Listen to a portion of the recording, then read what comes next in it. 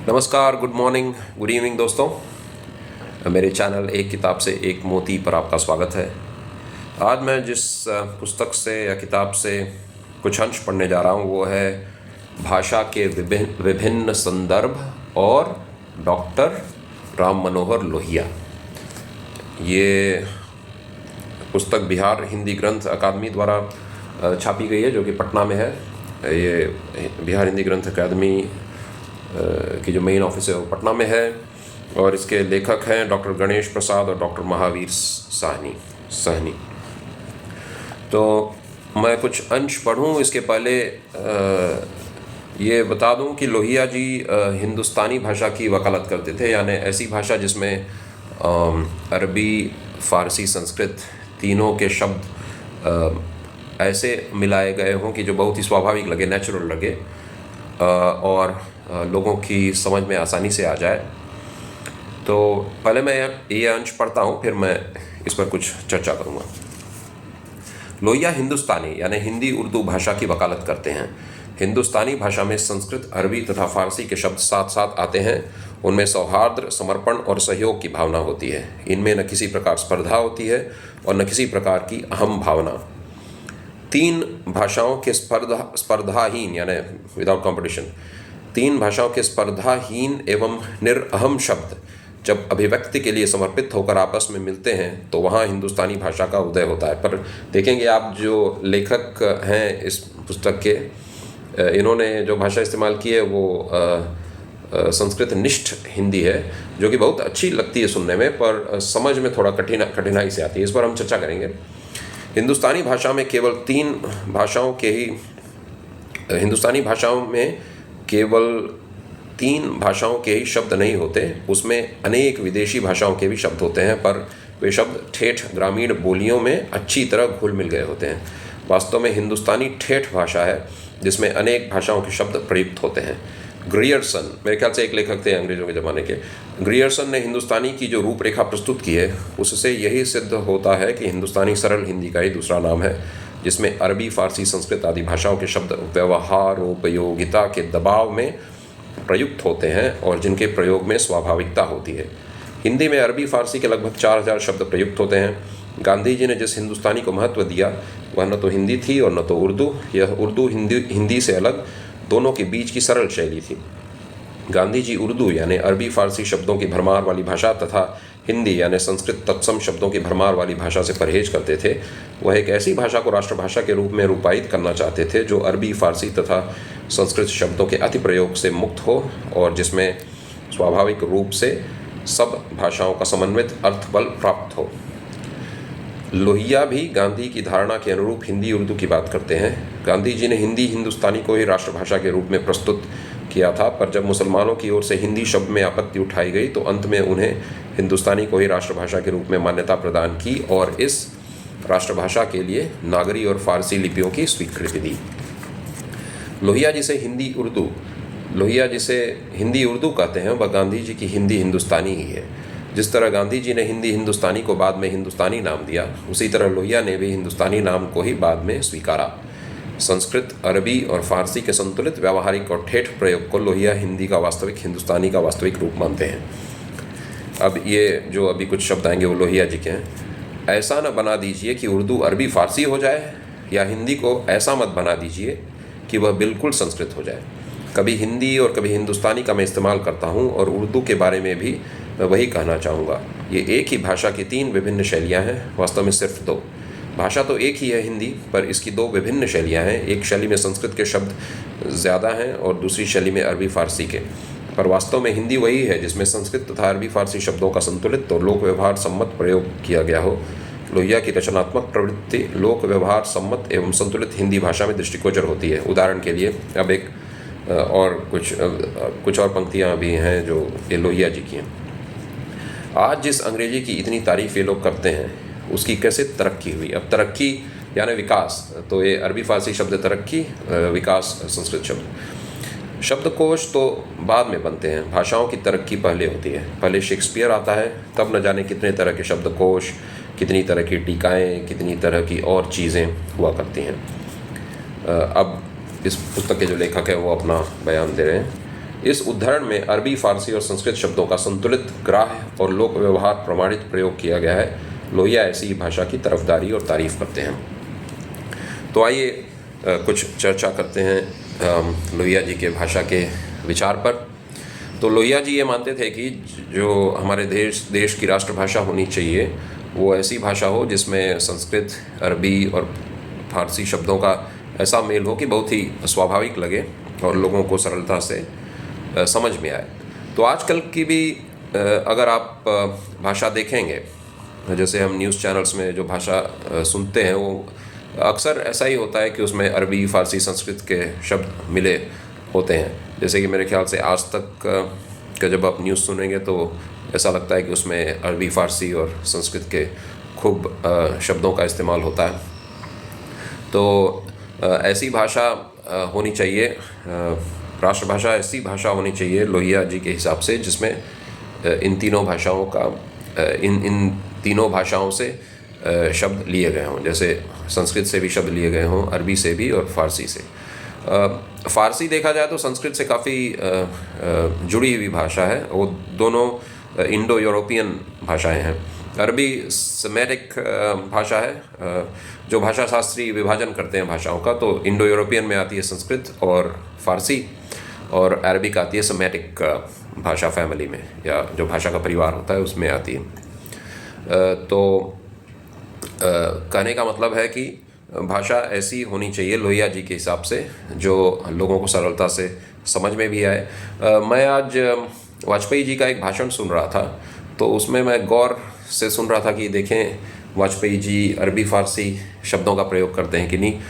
वे करते थे। जैसे कुछ शब्द जो मुझे अभी याद आ रहे हैं, जैसे कीमत या हद, ये सब अरबी भाषा के शब्द हैं, अरबी, फारसी।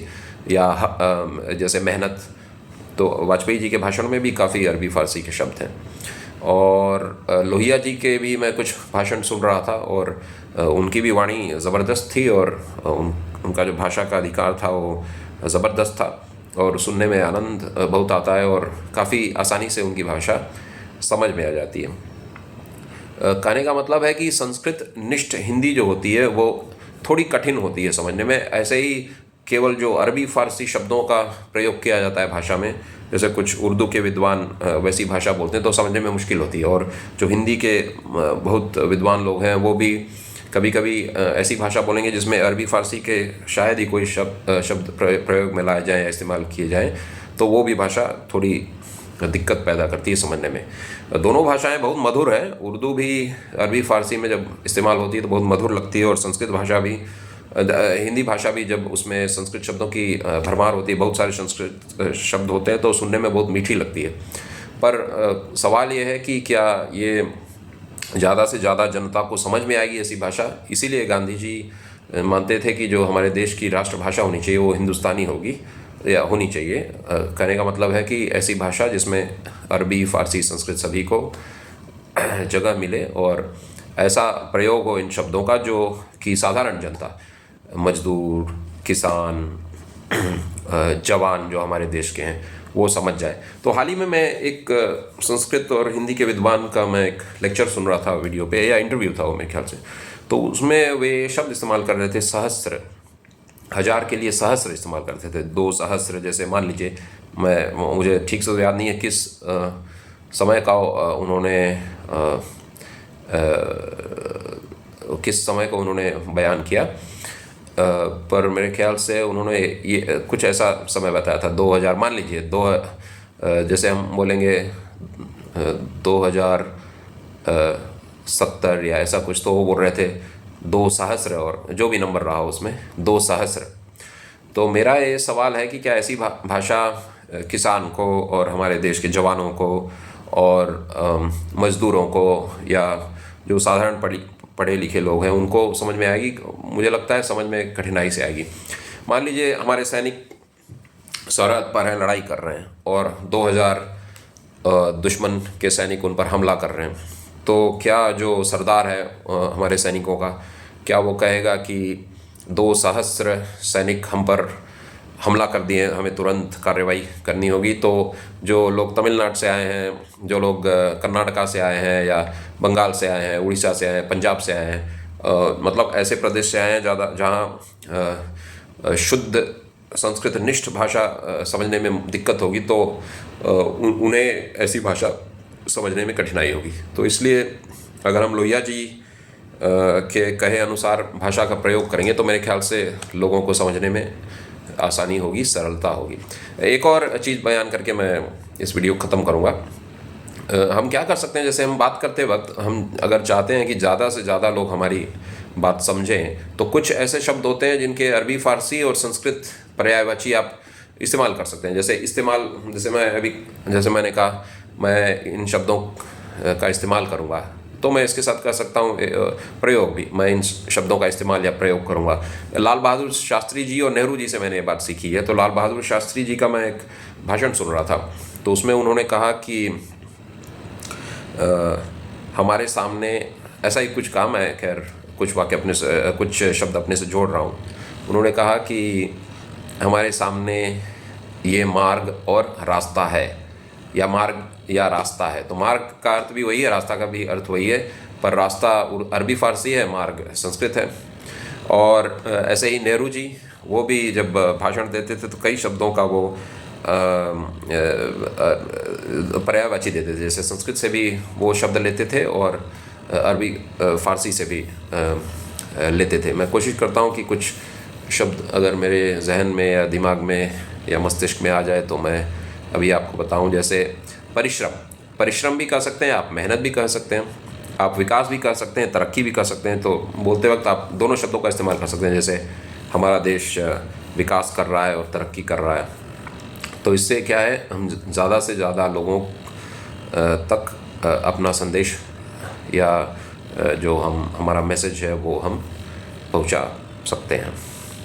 आशा है आपको छोटा सा ये वीडियो पसंद आया होगा। भाषा पर मैं और भी वीडियो बनाऊंगा। तो वीडियो ख़त्म करने के पहले बस मैं ये बयान कर दूं कि हम लोहिया जी के भाषा का जो विचार है उससे हम क्या सीखते हैं। हम ये सीखते हैं कि भाषा में अगर हम अरबी, फ़ारसी और संस्कृत शब्दों का ऐसा मेल बिठाएंगे कि संस्कृत से भी मीठे शब्द ले लें, अरबी से भी मीठे शब्द ले लें, फ़ारसी से भी मीठे शब्द ले लें, तो हम आसानी से अपना संदेश दूसरों तक पहुंचा सकते हैं। मैं बस एक उदाहरण देख के ख़त्म करता हूँ ये वीडियो। जैसे एक बहुत बड़े उर्दू के विद्वान हैं जावेद अहमद गामिदी। तो अगर उनका आप वक्तव्य या इंटरव्यू या भाषण सुनेंगे तो ज़्यादा से ज़्यादा शब्द उनके अरबी, फ़ारसी के रहते हैं, समझने में बहुत ही मुश्किल होती है। कुछ शब्द हिंदी के, संस्कृत के सुनाई देते हैं, जैसे आदर्श हुआ या समाज हुआ। बाकी ज़्यादा से ज़्यादा शब्द उनके अरबी, फ़ारसी के रहते हैं। जैसे एक शब्द वो इस्तेमाल करते हैं, शाइस्तगी। शाइस्तगी का अर्थ होता है बड़े ही नम्र तरीके से या जेंटलमैन की तरह। तो ये शब्द बहुत ही कठिन है और समझ में नहीं आता है। और अगर हम संस्कृत निष्ठ भाषा की बात करें तो आप कुछ यूट्यूब पर कुछ विद्वानों के इंटरव्यू सुन सकते हैं जिन्हें थोड़ा समझने में कठिनाई होती है, क्योंकि एकदम वो शुद्ध भाषा का ऐसा प्रयोग करते हैं कि उसमें अरबी, फ़ारसी का जैसे लगता है जानबूझकर परहेज़ किया जा रहा है, जानबूझकर उनसे बचा जा रहा है, तो समझने में मुश्किल होती है। मैं आचार्य रामचंद्र शुक्ल की पुस्तक पढ़ रहा था, हिंदी साहित्य का इतिहास।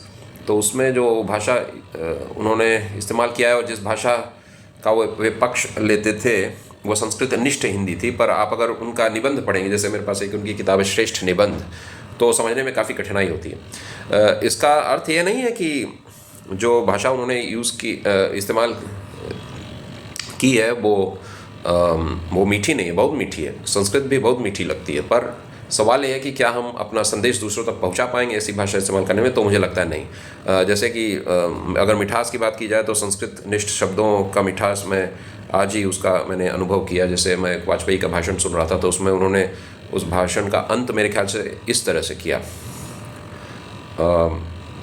उक्ति ही नहीं कृति भी, मतलब केवल शब्द नहीं कर्म भी हो, भाषण ही नहीं आचरण भी। तो ये चारों शब्द संस्कृत के हैं, भाषण, आचरण, उक्ति, कृति। सुनने में बहुत मीठे लगते हैं, पर वाजपेयी भी अरबी फ़ारसी शब्दों से परहेज़ नहीं करते थे।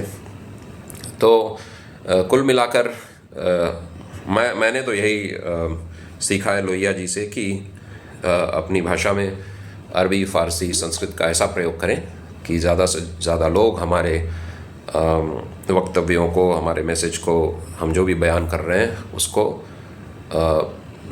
समझें, ज़्यादा से ज़्यादा लोगों तक हमारी बात पहुंच जाए, जो कि प्रमुख मकसद होता है भाषा का। तो आशा है आपको ये वीडियो पसंद आया होगा। धन्यवाद।